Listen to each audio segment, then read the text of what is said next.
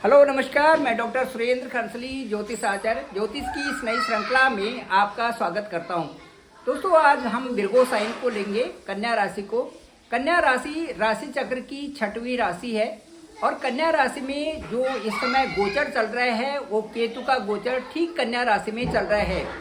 कन्या राशि से ठीक 7वीं जो दृष्टि है केतु की, वहाँ पर राहु भी है और राहु के साथ में वहाँ पर वीनस भी है, तो वहाँ पर सैटर्न भी रहेंगे अप्रैल के महीने में और वहाँ पर मरकरी भी हैं और सन भी हैं। इस तरह से कुल मिलाकर के जो 5 जो प्लेनेट्स हैं, Rahu, Venus, Mercury, Saturn and sun, ये सारे के सारे अप्रैल में शुरुआती दौर में यहीं पर रहेंगे। इस तरह से अभी मैं आपको बताना चाहूँगा कि ठीक जो विर्गो साइन से मार्स की स्थिति आपके 11th हाउस में है और जो जुपिटर हैं वो 9th हाउस में रहेंगे इस अप्रैल 2025 में। अब मैं आपको ये बताना चाहूँगा कि जो 7th हाउस है ये हमारा दशम से दशम स्थान है। ये हमारे व्यापार से भी संबंधित है, ये हमारा बिजनेस से भी संबंधित है, ये हमारा पार्टनर से भी संबंधित है, हमारी साझेदारी से भी संबंधित है और यही जो हाउस है ये हमारा वैवाहिक स्थान भी होता है। यहाँ पर मैरिज लाइफ में भी इस समय बहुत सारे ग्रहों का जो इस स्थान में आना है उससे आपकी वैवाहिक लाइफ भी काफ़ी कुछ प्रभावित होने वाली है ठीक अप्रैल के महीने में, अप्रैल 2025 में। अब मैं आपको ये बताना चाहूँगा कि जो ये अलग अलग प्लेनेट हैं इनका क्या स्वभाव है। सबसे पहले हम बताना चाहेंगे कि राहु एक अप्रत्याशित रूप में आपको आपकी चीज़ों को बदलने में सक्षम होते हैं। इसी तरह से घटनाक्रम बनाने में राहु की एक मुख्य भूमिका होती है। इसके साथ साथ में अचानक रूप से परिवर्तन आ जाना ये राहु के साथ में होता है। अचानक भ्रम में पड़ जाना, शंका हो जाना, ये सारे राहु के गोचर के कारण इस तरह की स्थिति आती हैं। जो पॉजिटिव वे में हम देखना चाहें तो राजनीति में भी राहु कई प्रकार से अच्छा वहाँ पे पुश कर देते हैं, राजनीति के क्षेत्र में भी पहुँचा देते हैं। और इसके साथ साथ में राहु का यदि और विवेचन किया जाए तो राहु से गुप्त विद्याओं का जो गुप्त विद्याएं भी सीखी जा सकती है। राहु कई तरह के रहस्य और कई प्रकार से बदलाव लाते हैं। उनके साथ साथ में राहु के साथ में सैटर्न, राहु के साथ में सूर्य होने से वाणी में भी कई प्रकार से जो वहाँ पर वाणी का दोष भी आ जाता है और उसके बाद जो राहु हैं वो गलत दृष्टि भी दिखाते हैं और इसके साथ साथ में गलत कार्यों में भी धकेल देते हैं। ये अशुभ प्रभाव भी राहु के कारण देखा जाता है। इसके साथ साथ में यदि राहु अच्छे हैं आपकी कुंडली में तो शुभता प्रदान करते हैं, साथ साथ में आपको धनवान, एक प्रसिद्धि और साथ साथ में शक्तिशाली भी राहु बनाते हैं।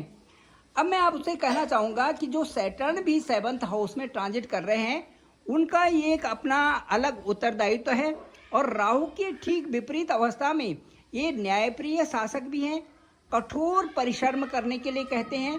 इसके साथ साथ में जो शनि है वो अनुशासन प्रिय है और कार्यों को अच्छे रूप में करना तथा बुरे कार्यों के लिए सजा देना ये जो है सैटर्न के ही प्रेडिक्शन में आता है। इसके साथ साथ में यहाँ पर 7th हाउस में राहु और सैटर्न एक साथ होने से कई प्रकार के उतार चढ़ाव भी यहाँ पर बन सकते हैं और राहु को जो गलत कार्य और अहंकार से संबंधित जो चीज़ें हैं वो पसंद नहीं हैं। इसके साथ साथ में नेक कार्य, ईमानदारी और धैर्यवान यदि वहाँ पर जातक होता है तो उनसे उस शनि के गोचर से बहुत फायदा भी वहाँ पर पहुँचता है। चलिए अब बात करते हैं हम कि शुक्र यदि 7th हाउस में होते हैं तो शुक्र का अपना प्रभाव क्या है। शुक्र सौंदर्य है, शुक्र आकर्षण है, शुक्र कला है, शुक्र संगीत है, शुक्र काम वासना है, शुक्र प्रेम है, शुक्र रोमांस है। वीनस जो है, शुक्र जो है वो सुख देने वाले हैं, सदाचारी हैं और इसके साथ साथ में वैवाहिक जीवन को अच्छा चलाने के लिए शुक्र की ही सुविधा वहाँ पर चाहिए। शुक्र यदि अच्छे हैं, आपके शुभत्व प्रदान करने वाले हैं, तो कई प्रकार से वैवाहिक जीवन में जो उतार चढ़ाव होता है, जो उतार चढ़ाव की स्थिति कम होती है और वहाँ पर जो वैवाहिक जीवन होता है वो एक अच्छे रूप में चलने लगता है। शुक्र और बृहस्पति दोनों ही यदि आपकी कुंडली में अच्छे हैं तो आपका जीवन भी अच्छा चलता है, वैवाहिक जीवन भी अच्छा चलता है और जीवन में कई प्रकार से भौतिक चीज़ों की भी कमी नहीं होती। चलिए अब आपको मैं बताना चाहता हूँ कि बुध यदि 7th हाउस में हैं कन्या राशि के, तो क्या वहाँ पर किस तरह से हैं। बुध ज्ञानदाता भी हैं, हमारा नॉलेज भी है, संचार भी है, वाणी भी है। इसके साथ साथ में यदि बुध कई ग्रहों के साथ में 7th हाउस में है तो स्किन से संबंधित भी ये प्रॉब्लम्स दे देते हैं, ब्लड से संबंधित भी वहाँ पर कुछ प्रॉब्लम्स बन जाती हैं। तो 7th हाउस में जो राहु हैं, 7th हाउस में जो सैटर्न है, 7th हाउस में सूर्य हैं, 7th हाउस में मरकरी हैं, इनका जो प्रभाव है कहीं ना कहीं इनसिक्योर, फियर करना, कन्फ्यूजन होना और इसके साथ साथ में एग्रेशन भी कई रूप से बना देना।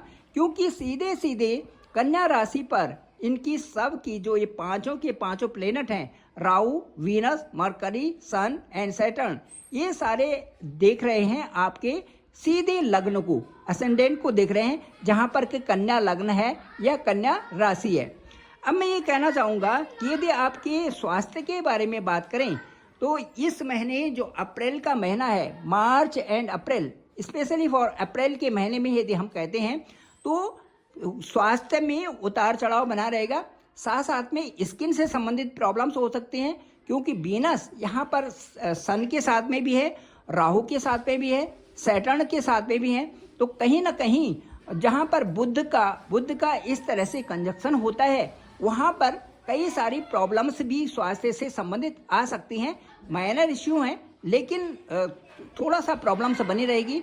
पेट से संबंधित भी, डाइजेशन से संबंधित प्रॉब्लम रहेगी और उसके साथ साथ में स्किन से संबंधित यहाँ पर प्रॉब्लम्स हो सकती है। इसके साथ साथ में मैं कहना चाहूँगा कि जो आपका एजुकेशन है, एजुकेशन आपका 5th हाउस से हम देखेंगे तो 5th हाउस के लॉर्ड भी ठीक जो है 7th हाउस में है। 7th हाउस में यहाँ पर जो सैटर्न है वो राहु के साथ में है, साथ साथ में वहाँ पर सन भी गोचर कर रहे हैं। ठीक 14 मार्च 2025 से जो सन की स्थिति भी वहाँ पर है जहाँ पर कि 7th हाउस है। इसलिए ये कहना चाहेंगे कि जो आपका एजुकेशन है, यहाँ पर एजुकेशन में आपके साथ में इनसिक्योर होना, थोड़ा फियर होना, कन्फ्यूजन होना और अपनी सारी चीज़ों को जो आप कर रहे हैं उनको एक बहुत अच्छे रूप में आप वहाँ पर करने में थोड़ा सा उतार चढ़ाव की स्थिति वहाँ पर बनी हुई है। इसलिए मैं ये कहूँगा कि जो ये समय है, अप्रैल का जो महीना होगा, अप्रैल 2025 में, इस समय आप कंसंट्रेट करने की कोशिश करें ताकि आपकी जो एजुकेशन है उसमें ज़्यादा परेशानी ना हो सके।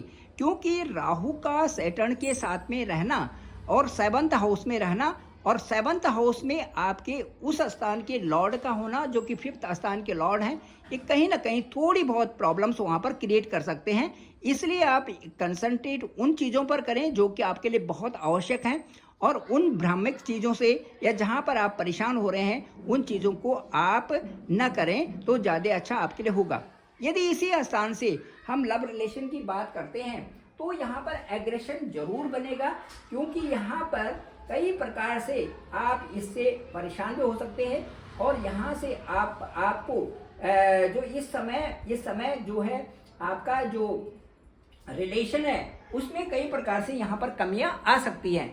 ये जो गोचर ग्रह की स्थिति है, जो सैटर्न 7th हाउस में है और यहाँ पर जो बहुत सारे ग्रह हैं, विशेष करके यहाँ पर जो शुक्र का प्रभाव भी ठीक नहीं है, यहाँ पर राहु का प्रभाव ठीक नहीं है और यहाँ पर सन जो राहु और सैटर्न के साथ में है, ये कई प्रकार के अच्छे रिजल्ट्स यहाँ पर नहीं दे रहे हैं। इसलिए मैं कहूँगा कि ये जो स्थिति है यहाँ पर बहुत सोच समझ करके यदि कार्य किए जाए तो आपके लिए वो ज़्यादा शुभ होंगे। इसके साथ साथ में यदि भाग्य की बात, मैरिज लाइफ की तो मेरी बात हो गई। इसके बाद यदि भाग्य की बात करते हैं तो भाग्य का जो प्लेनेट है वो है आपका वीनस वीनस की स्थिति भी 7th हाउस में ही है। वीनस चूंकि यहाँ पर जो आपका भाग्य का स्थान है वहाँ पर जुपिटर भी बैठे हुए हैं, इसलिए कहना पड़ेगा कि जुपिटर सीधे आपको लग्न को भी देख रहे हैं, आपकी कन्या राशि को भी देख रहे हैं, आपके पंचम भाव को भी देख रहे हैं और आपके सप्तम भाव से भी संबंध हो गया।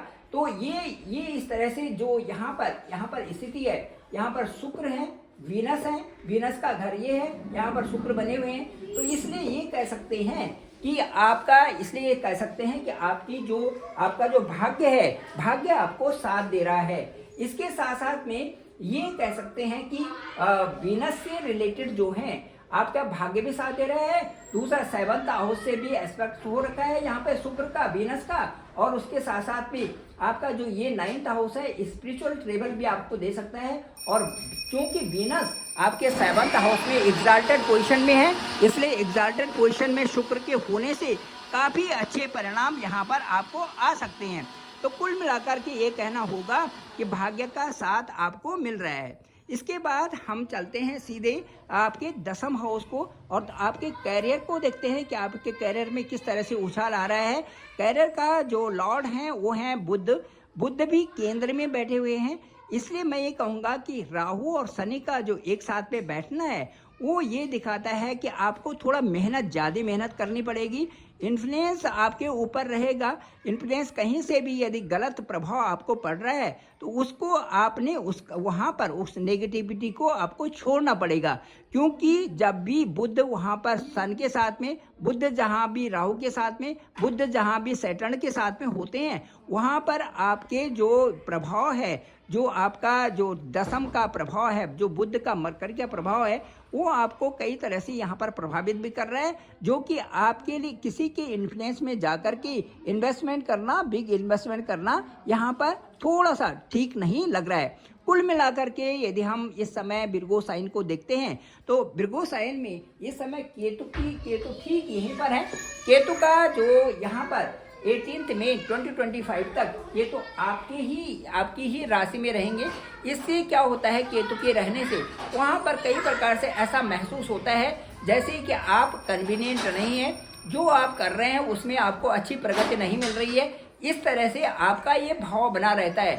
लेकिन मैं ये कहना चाहूँगा कि परिस्थितियों के बदलते हुए साथ में जो और ग्रहों का गोचर है वो आपके लिए नियर फ्यूचर में काफ़ी कुछ बदलता हुआ स्वरूप ला रहा है। और मैं ये कहूँगा कि कन्या राशि के हालांकि सप्तम भाव में इस समय राहु का गोचर भी 18 मई 2025 तक है, और उसके बाद राहु आपके ठीक यहाँ पर 6th हाउस में आ जाएंगे, जो कि आपके लिए पूरे अगले 1.5 साल में कई तरह के अच्छे रिजल्ट्स देने की यहाँ पर क्षमता रखेंगे। एक राहु ही आपको छठे घर में आने पर, जैसे ही 18 मई 2025 को आपके 6th हाउस में राहु आएंगे, एक राहु ही आपकी पूरी कुंडली को बहुत अच्छा बल प्रदान कर देंगे। इसके साथ साथ में मैं कह रहा हूँ जुपिटर आपके 10th हाउस में जाएंगे, ठीक है जाएंगे 14 मई 2025 को 10th स्थान में यहाँ पर जुपिटर होंगे। जुपिटर का यहाँ गोचर भी आपके लिए बहुत अच्छा देखने लायक होगा। जुपिटर जैसे ही आपके 10th हाउस में गोचर करेंगे, वैसे ही इसी ट्रांजिट के बल पर आपका भाग्य में भी बदलाव आ रहा है, और साथ साथ में आपके कैरियर में, फाइनेंस में भी बहुत अच्छा बदलाव आने वाला है। Thank you very much. मैं डॉक्टर सुरेंद्र खंसली, ज्योतिष आचार्य। डिस्क्रिप्शन पे मेरा नंबर है 9868280191। आप डायरेक्ट मुझे कॉल भी कर सकते हैं, मैं आपका कॉल पे करूंगा। देखेंगे आपका हॉरोस्कोप क्या कहता है, आपकी कुंडली के अनुसार आपका लग्न क्या है, आपके लग्नेश कहाँ है, आपके भाग्येश कहाँ बैठे हुए हैं, आपके दशमेश कहाँ बैठे हुए हैं। इसके साथ साथ में जो 7th हाउस की दशा यहाँ चंद्र कुंडली के हिसाब से हमने देखी, ये आपकी कुंडली में कहाँ पर बन रही है, इनके क्या क्या प्रभाव हो रहे हैं, उन सब प्रभावों को आपके साथ में डिस्कस किया जाएगा। मुझे लगता है कि वो जो आपका और मेरा जो संबोधन होगा वो आपको बहुत अच्छा लगेगा और उसके अनुसार आप संतुष्ट भी होंगे। इसी तरह से ओवर फोन में बात की जाएगी। मेरे इस चैनल को आप जरूर सब्सक्राइब करें, सभी लोगों तक भेजें ताकि इसका सभी को अच्छी जानकारी हो सके। Thank you very much. आप सभी का धन्यवाद, आप सभी का बहुत बहुत आभार।